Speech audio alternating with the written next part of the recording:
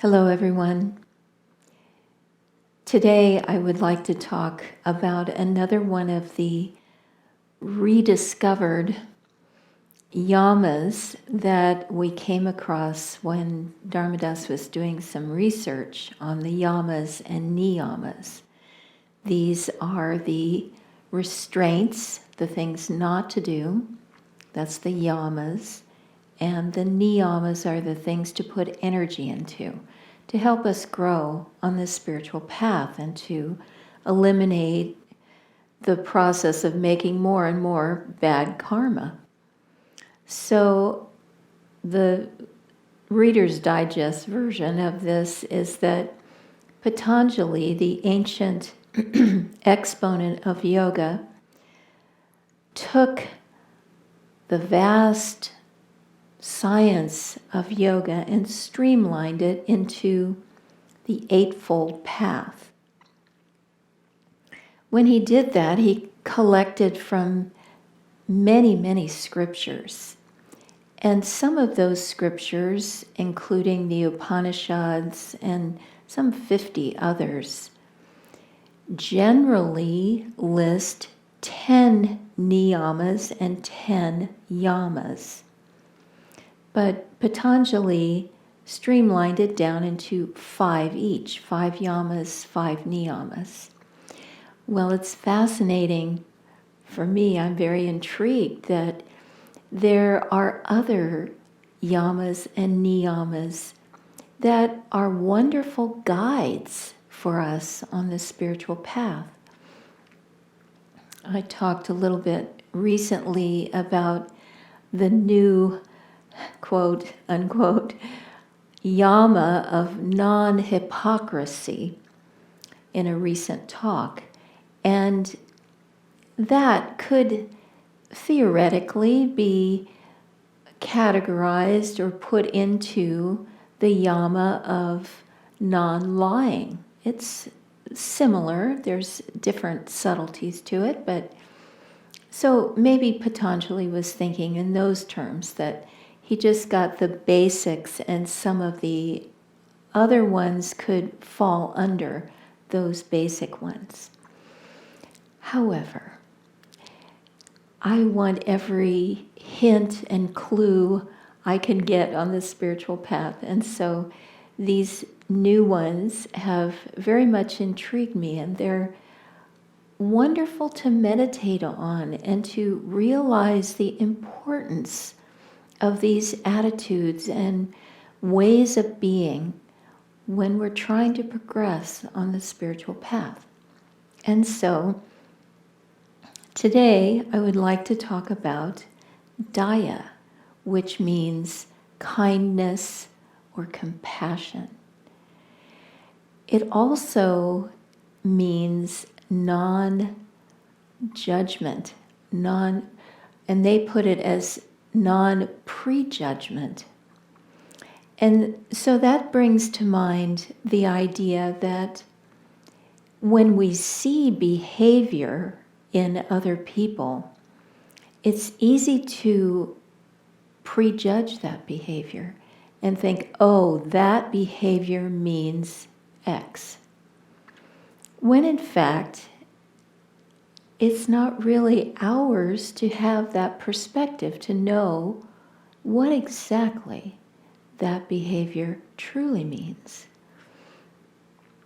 For example, there's a beautiful story about Rama, who was an incarnation of God, like Krishna or any of these other realized masters.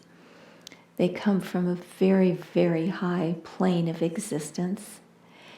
And the story of Rama is one that I won't get into right now, but his opponent, his enemy, his antagonist in the story is Ravana. And Ravana is a horribly evil character. He steals Rama's wife. He just makes life hell for Rama and Sita. Well, the story goes that Ravana in previous lifetimes was a devotee of Lord Rama. And he attained such a level that Rama appeared to him. And Rama said to Ravana, "You have attained a high state just to be able to see me and talk with me. And I will offer you this choice. You can either be my devotee for many more lifetimes, a few more lifetimes, until you realize me completely and are one with me, one with God, or you can be my sworn enemy for one lifetime, and then you'll be freed. What would you choose?" And so Ravana said, "Lord, I don't want to wait many lifetimes. Let me just be your enemy for one lifetime and finish all my karma and be free." And so outwardly, the story looks as though Ravana is this horrible, evil monster, and he is. However, he has made a deal with God, and underneath that, he is a great devotee. So we don't have that cosmic perspective to know what is really going on. It's easy to judge other people, to gossip about them, to think bad things about them, to tear our hair out at the way people are doing things. But we don't know the full story. And that's why the only refuge is in God. We really cannot judge others. In fact, condemnation, which is sort of a non-judgment or non-prejudgment, similar to this Yama, not condemning, non-condemnation, is one of the 8 meannesses of the heart that Sri Yukteswar talks about. Judgment is very, very dangerous for us. Buddha, in fact, said that we should give kindness and compassion, Daya, in other words, to everyone we meet, because in some life, in the past, one of our many lives, we have been close to that person.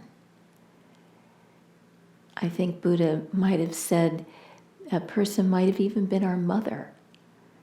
So we want to walk through this life giving love, kindness, and compassion to every creature, every person, every situation.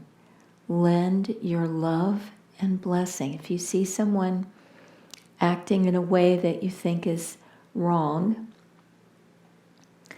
try to be good-humored about it and try to send good energy, prayer energy, love, and blessings instead of feeling anger or resentment or judgment or any of those sorts of things. One of the beautiful sayings of India is that the jasmine bush gives beautiful fragrance even to those who are cutting it down. Make your life like that so that whatever happens, you shower blessings. It's interesting to note, I read a story recently in one of the Friday night kirtans. It's from a book called Beyond the Pale of Vengeance. And it's about a man who was a robber and a murderer. And he finally gave up. He just got disgusted with that life. And when he did, he ran away from it. And he was so much trying to run away from himself and the past and the people he had been with and that horrible life that he ran for 50 miles without stopping. And when he did stop, he collapsed at the foot of a temple. And he sought out the abbot of that monastery and next to the temple, and he asked him, "What should I do? Should I give myself up to the authorities? Tell me, I'll do anything." And the abbot, being a very wise sage, said, "Well, if you give yourself up, they will hang you and you'll be reborn in a terrible hell. But if you change your life and work to give help to other people, you can work off your karma." And so that's what this man did. He, in fact, to help travelers, since he had been robbing and murdering them before, to help travelers, he chiseled by hand a tunnel through solid rock. I think it was 400 yards long. It took him many, many years, almost 18 years, 15 or 18 years. Anyway, he did have some help finally. The villagers were so inspired by what he did that they eventually paid to have stonecutters come and help him. But in that way, he worked off his karma, and he chanted scriptures the entire time he was hammering through the rock. And so, as the Gita says, even the worst of sinners, by steadfast meditation on me, speedily comes to me.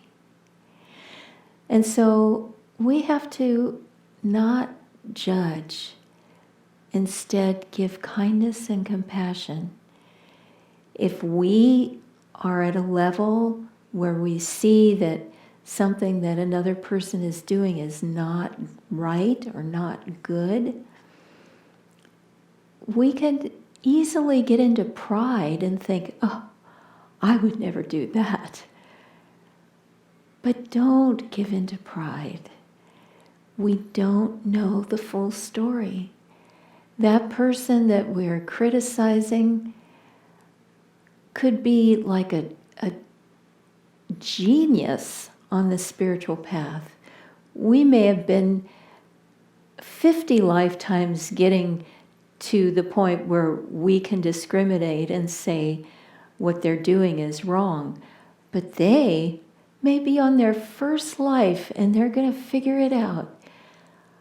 We may be the dumb kid in the class, whereas the person we're criticizing might be flying towards God and making amazing progress. We don't know.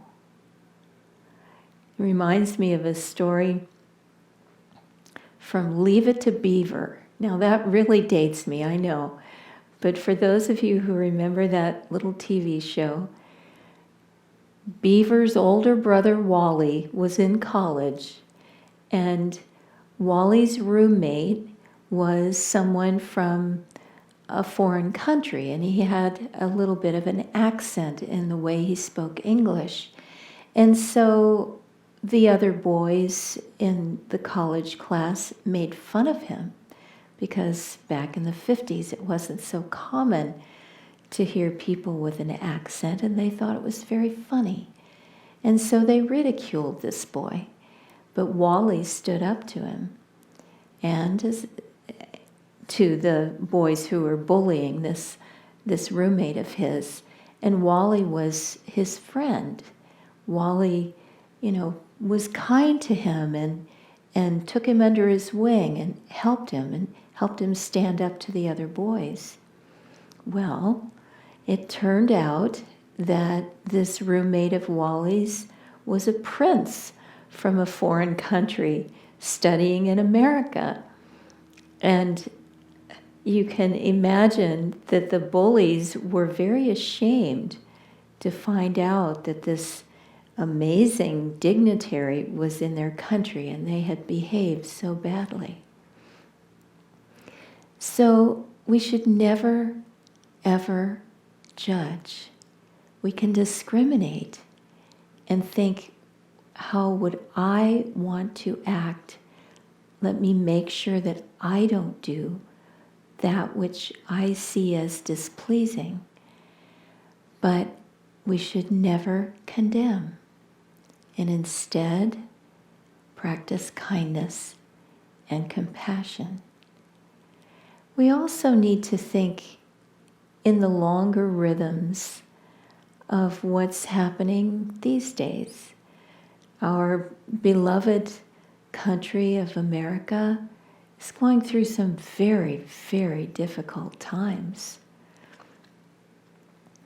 But we need to see those times in a longer view in terms of this being just early Dwapara Yuga.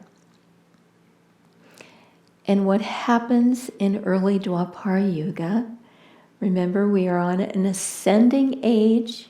This gives me joy every day to think that every day is getting better and we're moving towards that higher state of awareness and consciousness every day.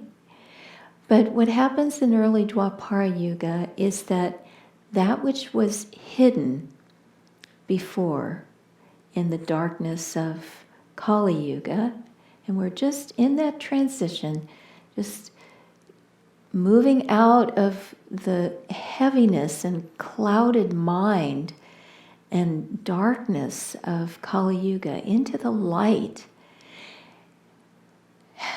But those hidden things from Kali Yuga are coming out.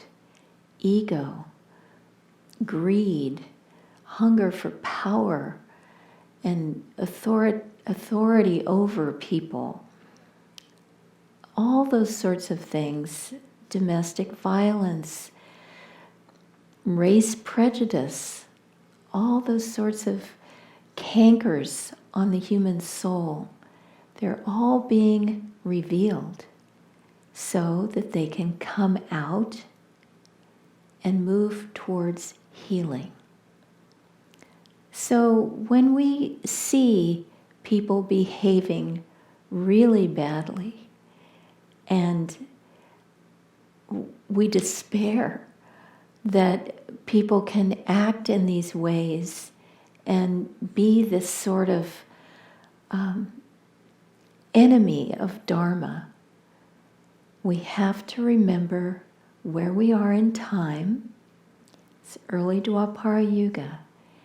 And all of this madness is like being flushed out of the human soul so that we can see it steadily and we can start to release it and we can change our consciousness so that a new age can come in.